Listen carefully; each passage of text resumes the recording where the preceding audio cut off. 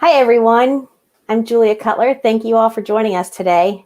I hope you're all doing well. I'm joined today by Maria Morukian, who will be speaking about the power of storytelling for building inclusive environments. Welcome, Maria.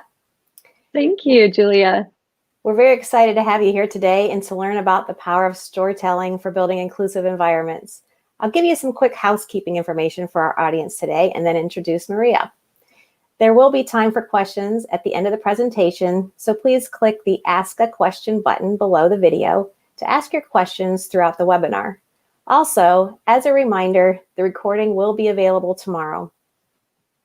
Maria Morukian is the president and founder of MSM Global Consulting and has devoted the last 16 years to working with organizations and individuals on organizational culture change and leadership development, specifically related to diversity, inclusion, and intercultural competence. Maria is often sought after as a thought leader and expert in diversity, inclusion, gender bias in hiring, change leadership, innovation, and resilience. Maria hosts a podcast on diversity and identity called Culture Stew. She has presented on the TEDx stage and has been featured in Forbes. Thank you, Maria, for taking the time to be here with us today, and I'll let you take it away from here. Thank you so much, Julia. Welcome, everyone. I'm really excited to be here with you all today to talk about this very important and relevant topic, how we can incorporate storytelling into our conversations, into our dialogues, especially when we are having some of the most difficult discussions around polarizing issues. And so what I wanted to focus on today is first and foremost, taking a little bit of time to explore the importance of storytelling and perspective taking when it comes to diversity, equity, and inclusion efforts when we want to make sustainable change happen. And then to look at some strategies for using storytelling in order to foster inclusive environments in our teams, in our organizations, in our communities, in our interpersonal relationships. And then to use storytelling to build stronger connections with others. So throughout the presentation, I do have a couple of opportunities to get some feedback from you all to hear your perspectives. And so you'll be able to actually use the questions box that is also going to be saved for the end of the presentation. So I'll just kind of give you a little notice in advance when I'm inviting you to also offer your thoughts and opinions. So I wanted to start by just putting out some intentions and some requests for our conversation today, but also these are wonderful norms for you to consider if you are going to be engaging others in dialogues around diversity, equity, inclusion, identity, when we do want to lean into some of those conversations where we have divergent perspectives. And first and foremost, really setting the intention of building community together. And I think this is an important one because, so often we consider whether it's in DEI training or in conversations, that maybe we get to a place of exchanging ideas or perspectives. And we really want to go beyond just the exchange of ideas and perspectives to one of true dialogue. And true dialogue means that we are co-creating a unique experience together in this moment, where our intention is to build understanding, to build community, to share our thoughts and perspectives. But in doing so, it's not just to say, here's where I stand, here's where you stand, agree to disagree. It's really about creating a collective understanding of a situation through multiple perspectives. In order for us to do that, I think the second piece is really important. We need to embrace imperfection. We need to embrace this mindset of exploration. Human beings are messy, right? We bring a lot of diverse life experiences and perspectives with us into our conversations with one another. And none of us is the subject matter expert of the human experience, right? We are all experts of our own life experiences. But in order for us to do this work, we have to bring some humility. We have to bring a willingness to share our own stories, but also to recognize that what we say or do, we might make mistakes sometimes, and that's okay. We also need to give some gratitude and grace to one another when those mistakes are made. In order for us to to build a collective experience together, to have dialogue, to really leverage the power of storytelling, we have to be willing to hear people out and give them a little bit of space and grace, we like to say in our DEI work, to speak from their heart, but also to perhaps recognize where they have some blind spots. And that means that we have to give the gift of our own stories to one another. So really thinking about where might it be important for you to be vulnerable, to disclose a little bit more about your why, about what leads you to believe and behave the way that you do in order to invite others to feel comfortable to do the same. I also wanted to make a couple of acknowledgements when it comes to storytelling and dialogue. This is challenging work. This is not easy, and it's often not really in our human instinct to engage in this kind of dialogue with one another. And part of that is because there is a deep emotional element to this, right? Stories bring memories, and memories tend to ignite emotions and physical reactions, especially stories that are related to our identity. Those deeply held stories that explain who we are, what we value, why we believe what we believe. And so sharing our stories can both help and can also sometimes hinder our health and well-being. So we really have to practice some self-care and some other care with one another. What I mean by that is that it can feel incredibly healing for me to share my story, my why with others. It helps us to feel heard, to feel visible, to feel understood, to feel like, oh gosh, somebody sees me now for more than just what's above the surface. But it can also be challenging for us. Sometimes our stories can reignite trauma that we've experienced. And so we just have to practice that care and recognize, what story am I willing and able to tell right now? And what's the potential impact that even sharing this story might have on me as well as on others? And also just recognizing and acknowledging that not everyone is ready to hear or appreciate our stories. And so when we are coming together to have these conversations, especially around such polarizing issues as identity, and we've seen that play out in so many different ways over the last few years in our own country, in our own communities, that we also have to consider, what story am I willing and able to tell right now? And where might other people be on their journey? What are they willing to hear? So I wanted to actually start us off with a story in order to demonstrate the power of storytelling. So I'm a facilitator. I have, for the last few years, been doing a lot of diversity, equity, and inclusion dialogue building. So I've done a lot of training and consulting over the last 16 years, and particularly in recent years, looking at how do we engage in a healing process? How do we bring people together to create community where we can delve into the most challenging, the most polarizing conversations, but do so in a way where we invite people to hear from one another. And so I wanted to share an experience that I had that was really powerful, and I think demonstrates the importance of storytelling in the dialogue process. So I was facilitating a workshop with a group of government leaders, actually, a couple of years ago. And I decided to do a little experiment to run an activity that I had never done before, and just kind of to see how it played out. So I took a masking tape, a roll of masking tape, and I drew a line down the middle of the room. And I asked the participants in the course, I'm going to share some slides with you. And I want you to, they will have two statements on them. I want you to stand on the side of the tape that most resonates with you. Which statement most resonates with you, right? And then we'll have a conversation about it. So the first couple were pretty tame. The first one was coffee versus tea, right? So go and stand on the side that represents your preferred beverage, and then have a conversation. And so people, went to one side or the other and would kind of argue and chuckle about which side had the better choice in terms of their morning beverage. The second round actually also I thought would be tame, but people got a little feisty about it, cats versus dogs. And people have very strong opinions, it turns out, about their pets of choice. And so you had people sort of debating and arguing with one another, and the cat people saying, oh, you dog people are crazy, dogs are so needy. And the dog people saying, you cat people are crazy, cats scratch up the furniture and are nasty and mean, right? So on and so forth. But it was really about proving the other side wrong. The third round was a little bit different. I asked people to choose which side they agreed with. Athletes should stand during the national anthem and salute the flag. Athletes should be able to kneel during the national anthem.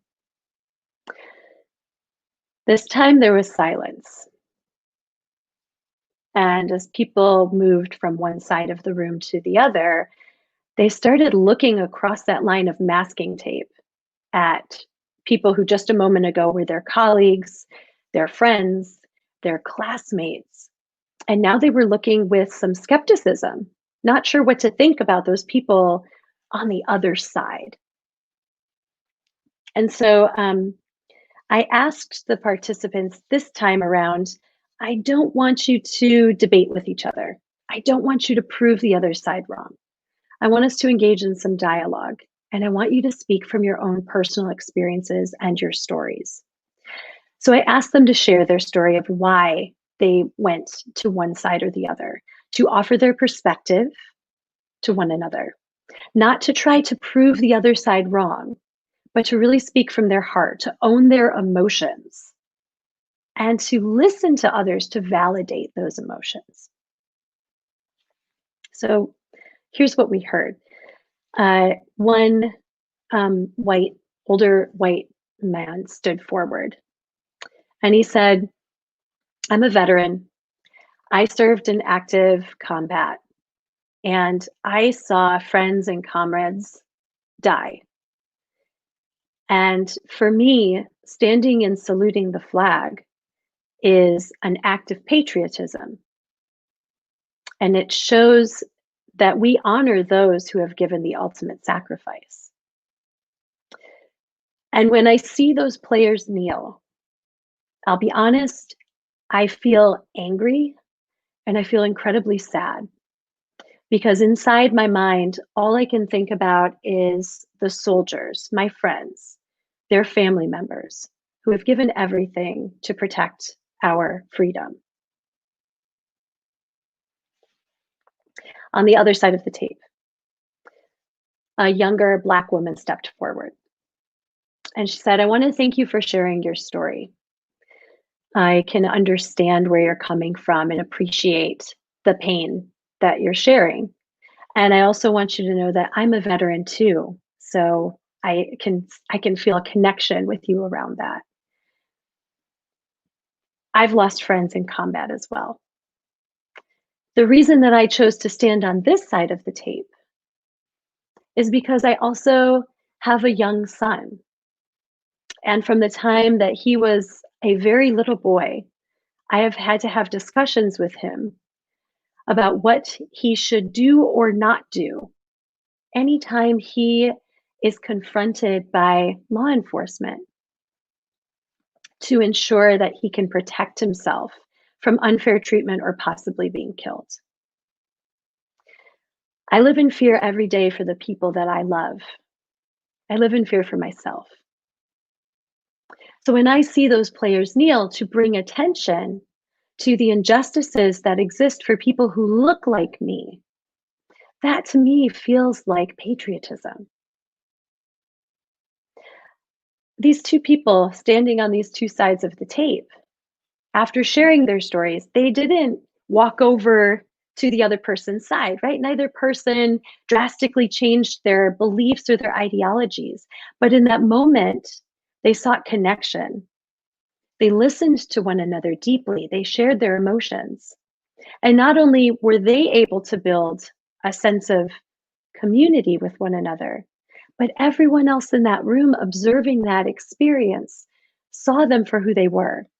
They weren't just a white man and a Black woman. They weren't just two veterans sharing diverse perspectives. They were two human beings with a story to tell. I offer that story because I think that oftentimes we find ourselves feeling as though there's no way for us to seek connection with people who perhaps are ideologically opposed, have very different life experiences or perspectives.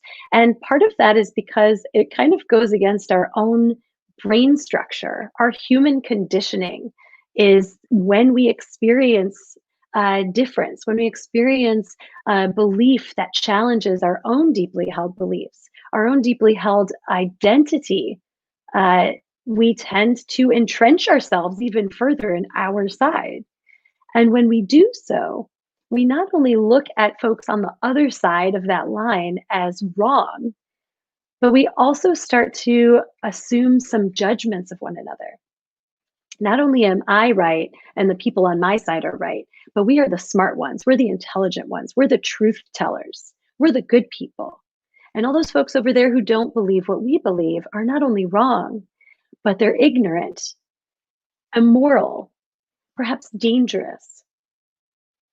And we've seen this play out. In fact, the Pew Center recently, I think in the last couple of years, did some studies that showed that people on different sides of the political spectrum increasingly are looking at folks on the other side as not only ignorant, but immoral and dangerous. And so we can see this playing out on a daily basis just by reading the news, right? By looking at Facebook, that we tend to fall into this place of not being willing to hear one another's stories because we're so locked into our beliefs. So, what does this have to do with diversity, equity, and inclusion training? There's also a lot of research that shows that there's a lot of really good DEI training out there, um, but there's also a lot of training that sometimes falls flat, that either loses momentum or just doesn't ever seem to get off the ground, or sometimes it even backfires. And a lot of the research has shown that that tends to happen when people feel unheard or invisible for their stories, when they feel like they don't have an opportunity to share their perspectives and be understood. So, effective DEI training typically has two important components. One is perspective taking. We see this over and over again when it comes to not only new awareness or knowledge around DEI, but true attitude and behavior change.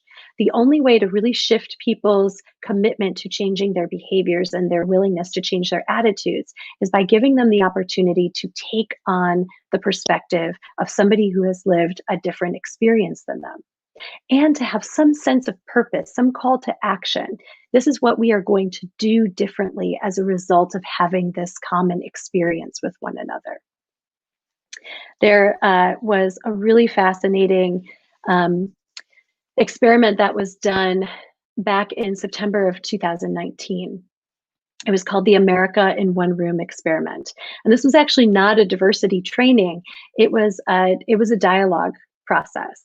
And the researchers brought over 500 people together from across the country, representing the diversity that exists in the United States in terms of demographics like race, age, ethnicity, gender, socioeconomic background, but also looking at people from different geographic locations, different religious backgrounds, different political ideologies.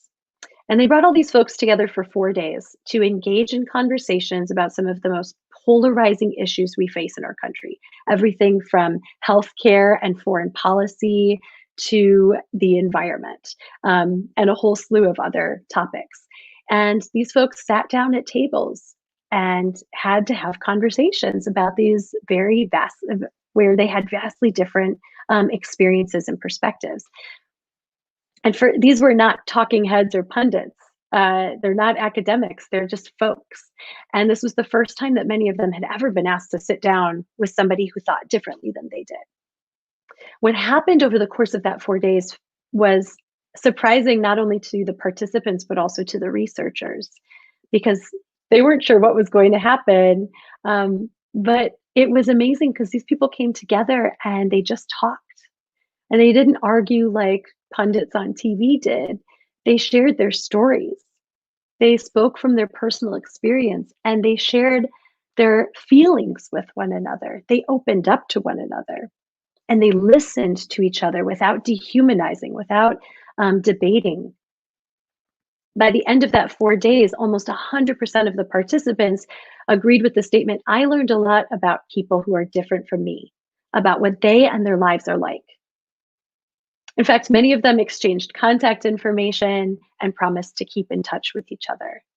So I think that just showcases the power of perspective taking when we can create opportunities for people to have dialogue, not just to exchange ideas or to politely debate with one another, but really truly to come with the intention of understanding what makes somebody else think and see and believe and behave the way that they do. I love this quote. This comes from Jamil Zaki, who wrote this book called The War for Kindness, focusing on the importance of empathy in our society. And I think he captures the best definition of empathy I've seen. When you empathize with someone, he says, you take on their emotions, decode their thoughts, and worry about their welfare. I just want you to think about that for a moment, how powerful that statement is, because empathy is not just intellectually getting somebody else's perspective. Okay, I can see why you think the way you do. But it's really placing ourselves in a way that we can feel what that person's feeling, even if the story that they're describing doesn't create the same emotion for us, right? I can look at this person and tap into a time when I felt the way this person does. And I can understand what conditions would cause a human being to feel and show up the way they are. And this third piece, which I think is the most critical for us when it comes to empathizing and dialogue, we have to actually show genuine concern for another person's well-being. And think about how challenging that can be for us, especially when we are diametrically opposed. That's where dehumanization disconnects us, breaks us apart, allows us to think and do things that we would never do if we were considering that other person as a full human being with needs and expectations, with joys and heartaches, with a story to tell. So here's an opportunity. I would love to just hit the pause button and hear from you all. When you think about this definition of empathy, not just understanding, walking a mile in someone's shoes, but really immersing ourselves in the lived experience of somebody who thinks differently, who believes differently than we do. Perhaps somebody with whom we are ideologically opposed in every way, right? To show genuine concern for that person's well-being. When do you find it hardest to empathize with others? So I'm going to ask you to actually put your answers in the ALC comments where it says questions and comments for making it personal. Would love to have you just post your comments. When do you personally find it the most challenging to empathize with others? And I'll give you a few moments to put that in. I also see some great questions coming up in this question and comments place. So I'll kind of put a pin in those and come back to them. It's really fantastic.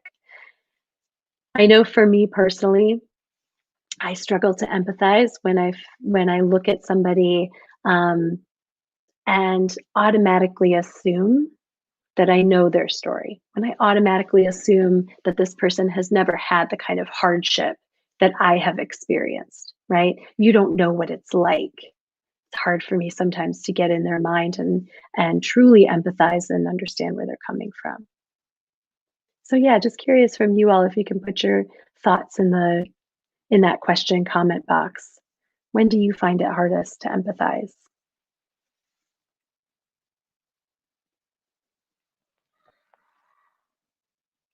Oh my goodness, it just updated and I see so many great comments coming in. Yes, I love it. Elaine, when they aren't trying to empathize with you. Yeah, it's hard, right? It's hard for me to feel safe or willing to walk out on that bridge across our differences if I don't think that you're going to join me. I don't feel like you're going to meet me halfway. Absolutely. Olivia says, when I don't know the reason for their comment or action. Ginny says, when I've been hurt or attacked. Yes, and that goes back to our most primeval part of our brain, right? When we feel hurt or attacked, when we feel threatened in some way, whether it's physically or psychologically or emotionally threatened, we tend to want to engage in self-preservation. It's really difficult for us to be open and curious and coming from a place of inquiry when we are feeling threatened. We tend to go to internal mode, right? To protect ourselves, to defend ourselves, to judge others for making us feel this way. Yeah, lots of people, it sounds like, having similar experiences when I don't feel like others are willing to empathize with me.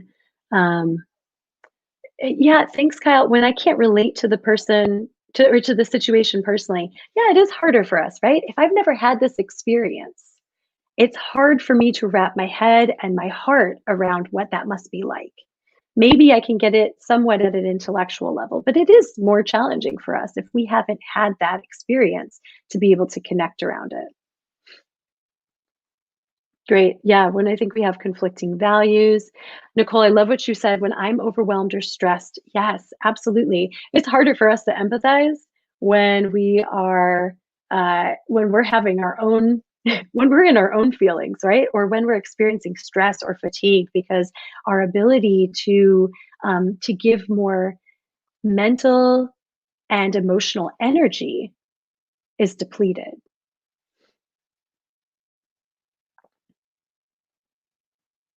Oh, I love it. There's a question, do you think empathy is overused or misused these days?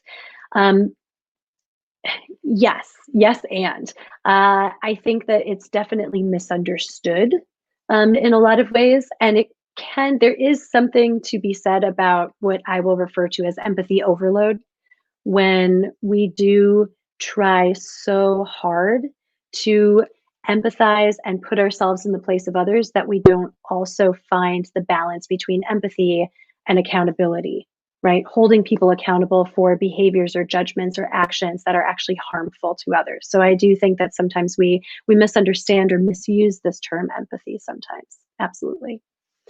Um, Oh my gosh, there are so many great comments and I can't get to them all. But it does definitely seem like there is a common experience around when I don't feel like others are willing to empathize, right? Or when I feel like there's just no way for us to seek connection. And I think that that's valid to a certain extent, that we also have to preserve our own energy levels. And I recently was having a conversation with another colleague that does DEI work, and we talked about, you think about a pool of water, and we often use that metaphor of the ripples, right? If you drop a stone in the water and there's the ripple effect. Um, for all of us, we also have to think about, where can I create the most ripples? And so there may be certain situations or individuals where perhaps it's less important or less of a priority for me to make those connections. Um, and also sometimes I have to think about, for my own self-care, there are certain instances or conversations or situations in which perhaps this isn't the place for me to try to make my ripple happen.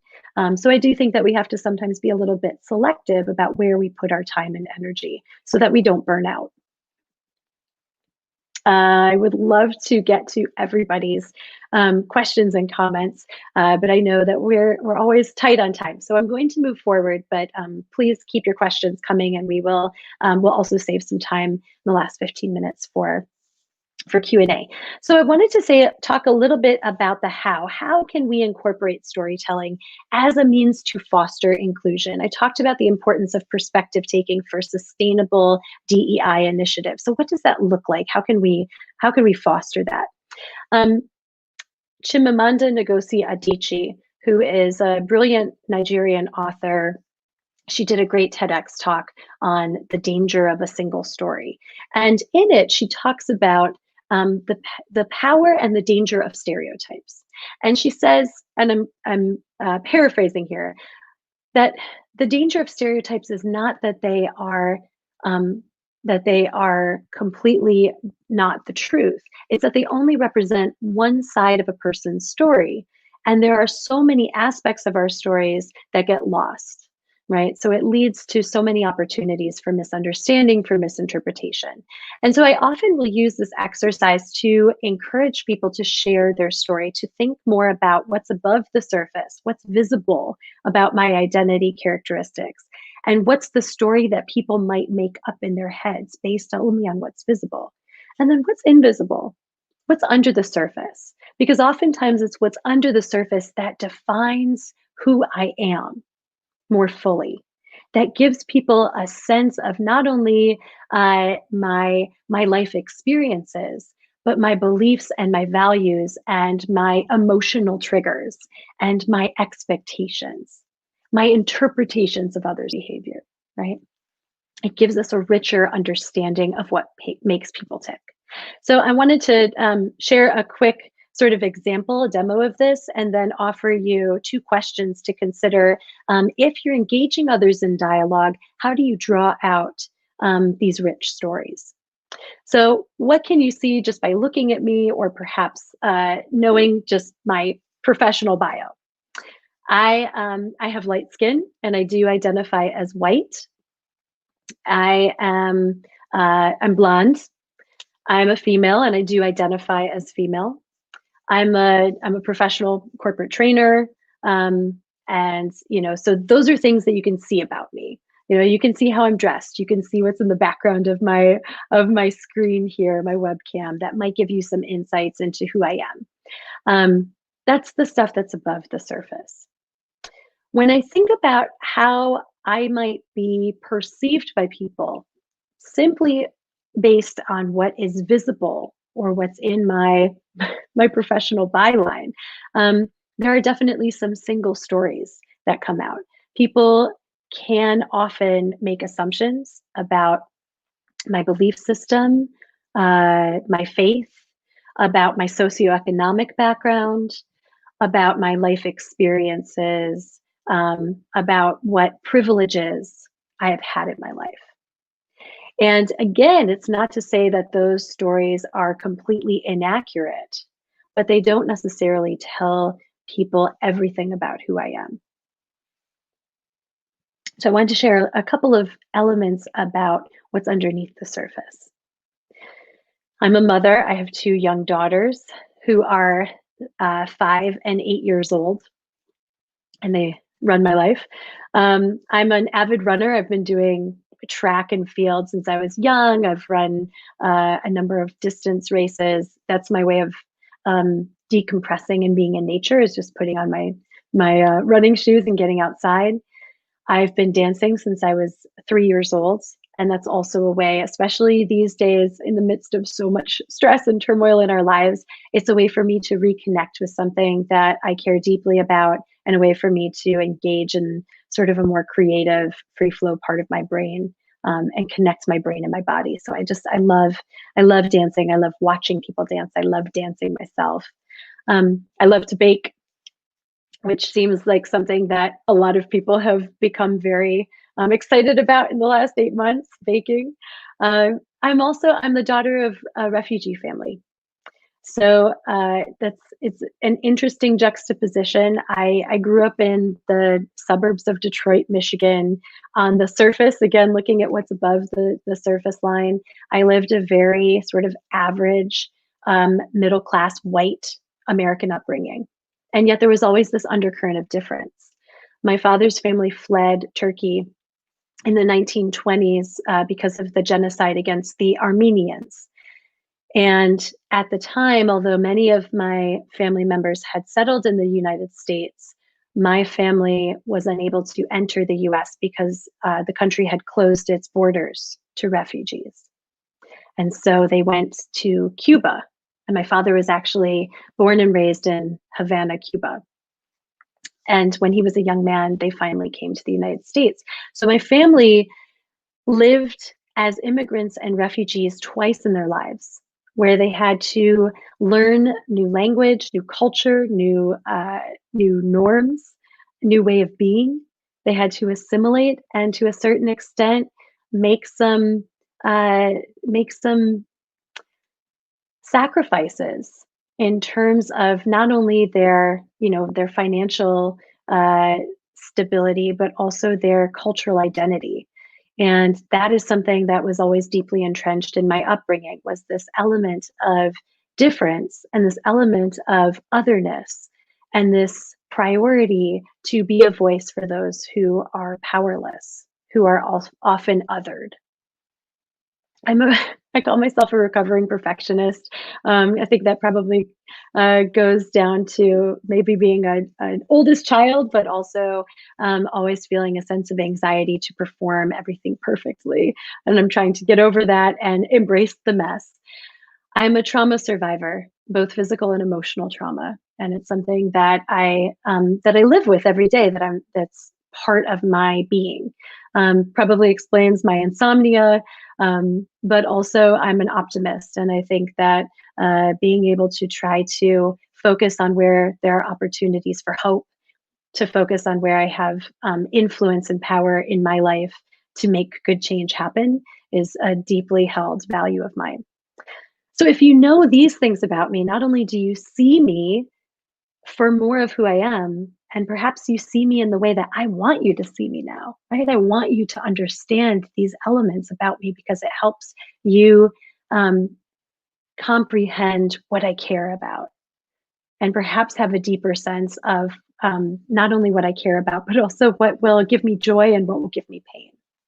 So these are important questions for us to ask ourselves and others. And I want you to just, we'll be sharing the slides with you after the course. And so think about these questions that you can reflect on for yourself, but perhaps even invite others to reflect on. What's above the surface, and how are we judged based on what's visible? And then what is below the surface?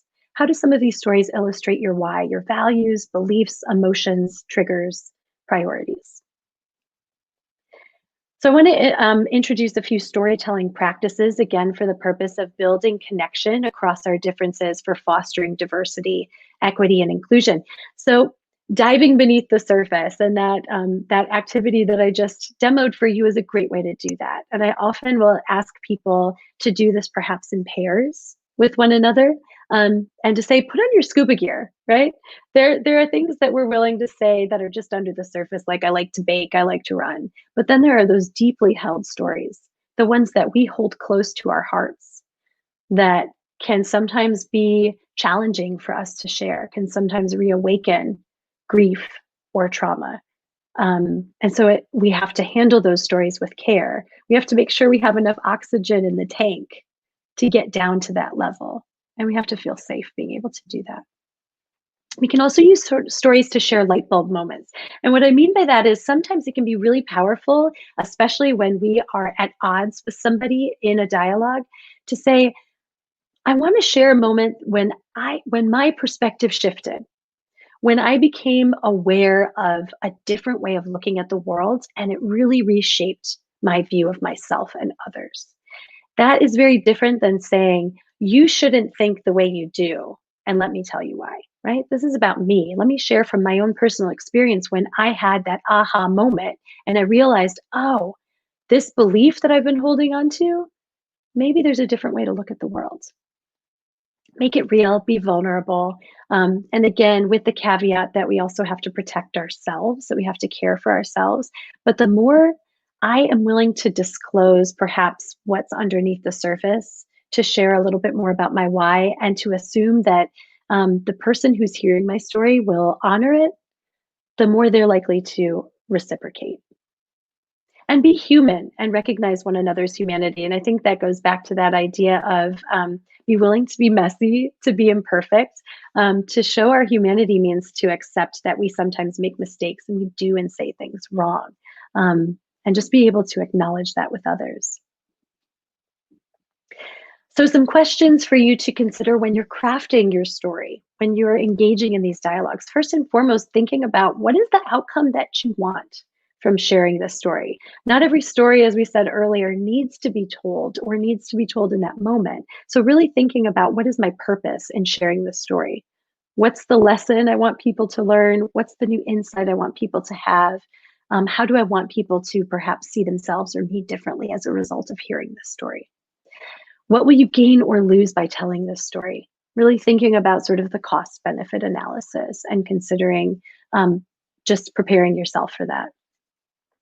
What do you need to consider in terms of the listener, in terms of their level of readiness to hear the story, but also in terms of their level of trust, for example, with you? What emotions are wrapped in this story? And I think that this is a really important one to actually articulate for ourselves and maybe for others. And even to say, this is a story that's really difficult for me to share because it does bring some strong emotions, but I feel like it would be helpful for you to hear it and it would be helpful for me to share it. Another question, how does the story show more of who you are? And how can you create connections with others through your story? So just a couple of questions to sort of consider as you're figuring out what story to tell and when and how and with whom. This might be a little bit of a help for you. So I'm going to hit the pause button there and turn it over to you all for questions and comments. And I know that Julia and Frederick have been moderating. We've got just a ton of entries coming in, and I know we won't be able to get to all of the questions. But Julia, if you saw any questions that you think would be helpful for me to respond to, I'd be happy to do that. Okay. I was just reading through all these questions. There are a ton of good ones. One of the most recent ones, what do you do if you think someone is misplacing their emotions outrage to an issue? For example, there's a deeply personal emotion that they seem to be projecting onto something completely different. Okay, interesting question. So if I'm sort of interpreting the question correctly, if somebody is showcasing a heightened emotion like anger, but it seems like it's misplaced, it's not really about the thing that's being discussed. Sometimes they'll just name that, right? I mean, I think this is a great example of dialogue in practice, leaning into asking open-ended questions and just noticing the emotion. I can see that there are some, that you have some strong feelings around, around this issue, or that this conversation is generating some strong feelings. So let's talk about that. Help me understand what your concerns are. And then you might, as they share, if they're willing to share, to offer up, I'm wondering if your frustration or your anger is related to this situation, or is there something else? What's the root cause of this?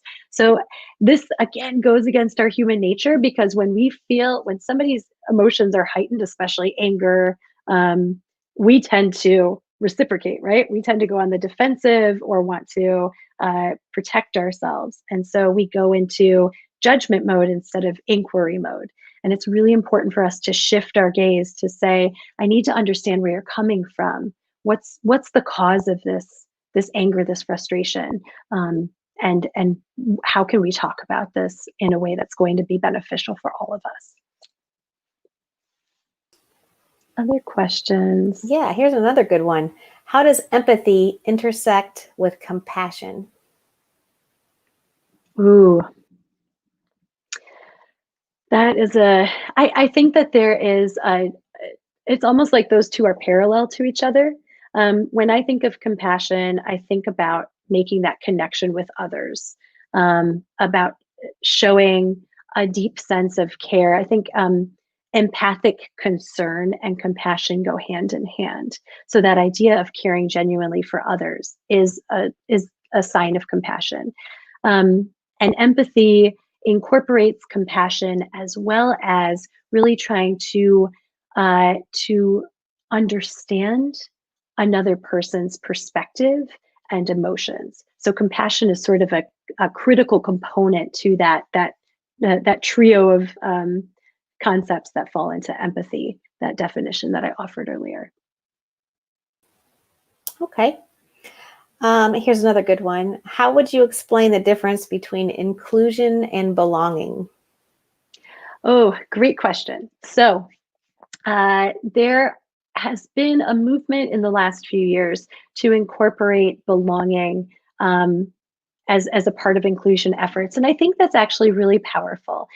So when we think of inclusion, there's a concept called, oh gosh, I'm blanking on the name right now. I'll have to get back to you on this. But essentially, it's looking at every human being wants two seemingly polar opposite things, but that are equally important, right? So we all want a sense of belonging. I want to feel like I am a part of this team, of this organization, of this community. I want to feel a sense of connection, and I want to feel like I'm a card-carrying member of this community.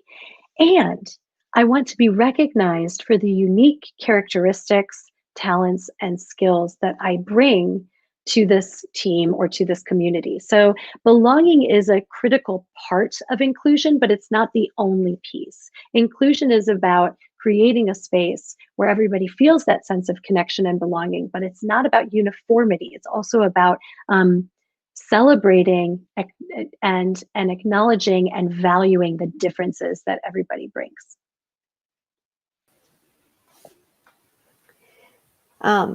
Another good one. It's a lot of good questions today. When another's emotions are running high, how can we feel more open to being more able to share our story? How do we support the person and ourselves? That's a beautiful question. And I think that's where we have to make certain decisions, either in preparation or in the moment.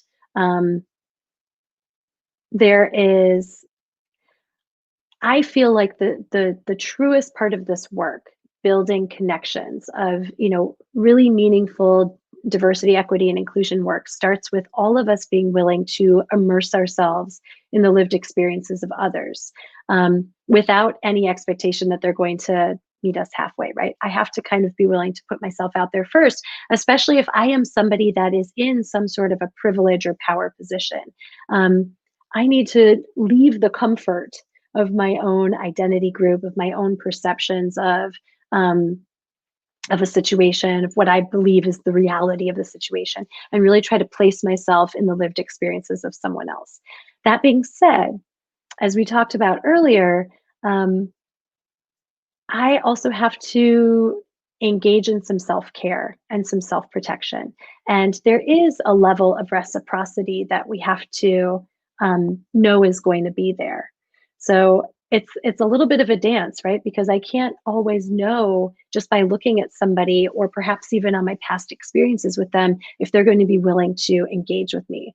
What I can tell you is that what I've seen time and time again in my interactions with people with whom I have drastically different beliefs is that when I come with a true, genuine interest in hearing this person's story, and I don't want the data, and I don't want the ideological. I want the person to share with me, why does this, tell me your why.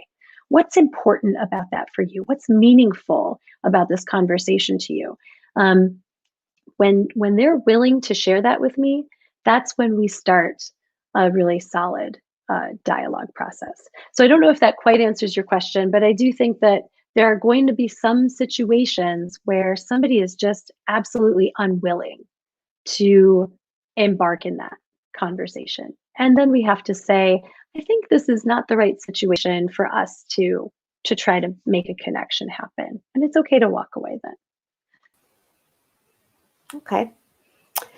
How would you go about implementing this type of storytelling in youth programs? And the person gives a little bit of background, if you would like that. Sure. They say, I work on content and curriculum for a youth development program and would like to help the participants become more empathetic and cultural sensitive.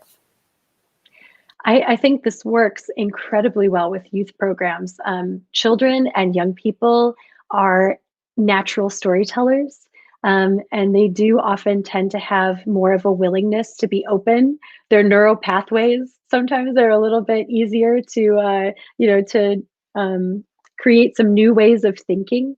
But it really does, again, start with bringing them together. Setting norms is such an important part of this. And we did a little bit of that the earliest part of this session, but really having everybody commit to this is how we will be in this space. And everybody is going to, everyone's going to get an opportunity to be heard. One thing that I would add to that, and I've actually seen two things I would add to that. I've had conversations with colleagues who have done this work specifically with youth and teenagers. I have a colleague who did quite a bit of storytelling and dialogue work with Palestinians and Israelis, for example, in the Gaza area, and the connections that these young people made with one another, the friendships that they made when they heard one another's stories, when it wasn't about the stuff that they were hearing from the talking heads or from the media, but when they got to know the other individual, when they sought connection, when they found common ground with one another, that was really powerful too. So I think another piece of this is helping to find common ground. Where do we have common purpose, common likes, common dislikes, not to wash away our differences, but to create a platform from which we can explore our differences in a meaningful way. So I hope that was helpful. Yeah, I think so. Okay, what if you don't have a personal story related to the thing you're supporting? For instance, if I'm trying to argue for DACA or defund the police when I, as a white woman, have not personally faced atrocities related to these topics. Great question. I think that's where true allyship is really important because we can't only permit or put on the shoulders of people who have been on the receiving end of these atrocities or of systemic oppression to be the spokespeople. And so, for example, for me as a white woman, I find that it is really powerful to go into white groups and have conversations with people about privilege, about power, about automatic advantages that I have experienced in my life as a white person. So I can talk about, here's where I've had pain in my life. I've had disadvantages because of some aspect of my identity, but I also 100% recognize where I have had privilege. And my role as an ally is, what is aligned with my core values and my beliefs about who we are as a country, who we are as a human family, human civilization, is that we need to take care of those whose voices are often silenced. We need to take care of those who have been marginalized or oppressed and elevate those voices. And so how can I use my voice to elevate? But I think absolutely you don't necessarily have to have that shared story to be able to enter into the conversation. The other thing that I would mention there is, and this is tricky, that for those of us who hold positions of power, of societal power, because of some aspect of our identity, whether it's our race, our gender, our socioeconomic status, our physical or mental ability, we need to find a way to use our voices to be allies without drowning out the voices and the stories of those who have been oppressed. So again, I think about it in terms of elevating those voices. So I might not have the story, but I have people whose stories I have heard. And maybe I need to share that with some of the folks who perhaps haven't had exposure to it. I hope that's helpful. Yeah, I think that's definitely helpful. Yeah. And then another one I just saw come in. How can we more effectively use social media for storytelling? The nature of its speak response. Do you know of ways to move to emotional support for the other? Yeah. I mean, yeah, social media can be used for good. I think, although we've definitely seen where it has been, it's been compromised. I think, again, so much of what we talked about today, we can recreate in social media, whether it is creating opportunities for dialogue. A lot of times, I mean, just something as simple for me as if somebody posts something that I disagree with on Facebook, even if my immediate instinct is to come back at that person with my litany of reasons why I'm right and they're wrong, my response is to say, can you help me understand what you mean by that? Or, I see things differently. Can we have a conversation? And invite dialogue with people who dissent with us. So one example, right? I do think for the purposes of storytelling, social media can be such a powerful place for us to share stories. And I've seen it in terms of people using Instagram or Facebook, not only in terms of text, but also I think when people share their stories in a video format, when you can see their facial expressions and you can hear their voice, a powerful use of TikTok, which I know people have varying degrees of comfort and experience with TikTok, but there was a woman who used TikTok to showcase white privilege. And she did what we often refer to as in the training world as the privilege walk, where but she used her hands as a way of counting down. Put a hand down if you have ever been afraid for your life when you were pulled over by the police. Put a hand down if you have ever been followed in a store because the people, the proprietors thought that you might steal something, right? And so they had this amazing viral display of TikTok videos of people all around the country from various backgrounds, of multiracial families, of white people and Black and brown people, just silently putting their fingers up or not, depending on their experience. And it was just a really powerful, visceral, and visual moment to capture this is what people are experiencing that I might not be experiencing. So I do think social media can be used to raise awareness, to build dialogue, but it starts with each and every one of us, again, being willing to use it for that purpose and not for shutting people down. For sure. I would say this is a really good question. What suggestions do you have for creating a safe, welcoming, inviting space to encourage people to share their story and engage in dialogue? So what I do typically when I'm preparing for dialogue sessions is I will send the participants some pre-work. And it's usually, here are some videos or some articles that will help to showcase some of these differences and just hopefully provoke some new ways of thinking. And then I have some reflection questions that I want you all to think about because we're going to have the conversation when we come together. I take some time to set norms. And also there's something about sort of following the life cycle of group dynamics, right? To start with some low emotionally risky activities, something that again allows us to get to know one another in a lighthearted way, to build connection, to build commonalities. In the virtual setting, you can use polls, you can use the chat to just ask people to share some fun facts about themselves, or to look for where they have a number of things that are in common. That can be a nice way to just sort of build rapport and build some psychological safety in the room. I also think that as a facilitator, the more that I can demonstrate, not that I want to turn the spotlight on myself the whole time, but to be able to say, let me share what it looks like to be vulnerable. Here's my story. Or here's my light bulb moment that I had. Here's where I messed up and I learned from it. It creates a safe space for others to do the same.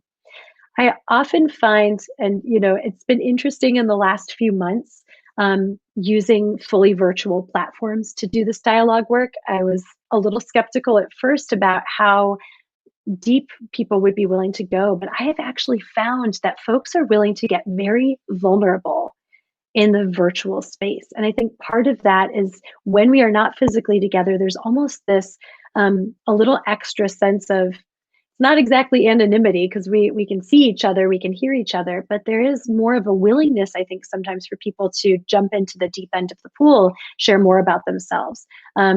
I'll use breakout rooms sometimes for people to have more intimate conversations, but I think it really, again, comes back to holding people accountable for those norms, creating that sense of safety. And again, just reminding people that our intention here is to seek connection. It's not to agree on everything, it's not to seek complete harmony. We're going to have the tough conversations, but we are doing it in service of all of us coming out on the other side, understanding one another and these issues in a more holistic way. Well, thank you, Maria. I think that was definitely an enlightening and very timely webinar for today, especially in these times, all the stuff that we're dealing with. And it's good to learn exactly how to learn about other people and their stories. So if you'd like to get in touch with Maria, she has her slide up with her email, her LinkedIn, her Twitter, and her website, and her Culture Stew podcast. And the recording will be up tomorrow. You can catch that again if you'd like to rewatch. So thank you, Maria. It was a pleasure having you. Much. Thank you. And thank you all so much for your questions and comments and your participation today. Thank you.